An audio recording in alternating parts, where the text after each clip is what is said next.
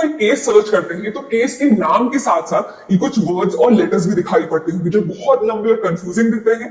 तो इसका मतलब क्या होता है, यही हम जानेंगे आज के इस वीडियो में। तो चलिए एक एग्जांपल से स्टार्ट करते हैं। तो देश भर में या दुनिया में जो भी इवेंट हो रहा होता है, जो भी न्यूज हो रही होती है, उसे न्यूज़पेपर में पब्लिश किया जाता है। क्यों? ताकि सभी लोगों को उसके बारे में पता चल सके। बिल्कुल उसी तरह सुप्रीम कोर्ट और हाई कोर्ट में जितने भी जजमेंट्स आते हैं उन्हें सॉफ्ट कॉपी और हार्ड कॉपी में पब्लिश किया जाता है, ताकि वो जजमेंट्स पब्लिक डोमेन में आ सके, लोग समझ सके ये जजमेंट क्या कहता है, लॉ क्या कहता है। अब ये जजमेंट्स पब्लिश कौन करता है? तो इसके लिए भी बहुत सारे पब्लिशर्स हैं। जैसे सबसे कॉमन जो मैंने देखा है वो है AIR। तो इसका मतलब होता है ऑल इंडिया रिपोर्टर। ये एक नागपुर बेस्ड पब्लिशिंग हाउस है। दूसरा है SCC सुप्रीम कोर्ट केसेस, तो ये एक लखनऊ बेस्ड पब्लिशर है। जैसे एक है SCR, ये एक ऑफिशियल पब्लिशर है। तो ऐसे और कई सारे पब्लिशिंग हाउस होते हैं।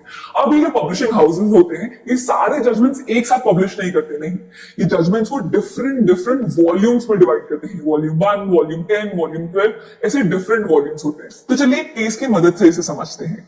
तो सबसे पहले आपको क्या दिखेगा? केस का नाम। उसके बाद आएगा ईयर ऑफ द जजमेंट, कि कौन से साल में ये जजमेंट आया था। उसके बाद क्या होगा?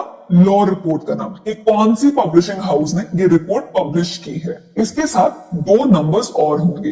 तो एक होगा वॉल्यूम नंबर और दूसरा है पेज नंबर।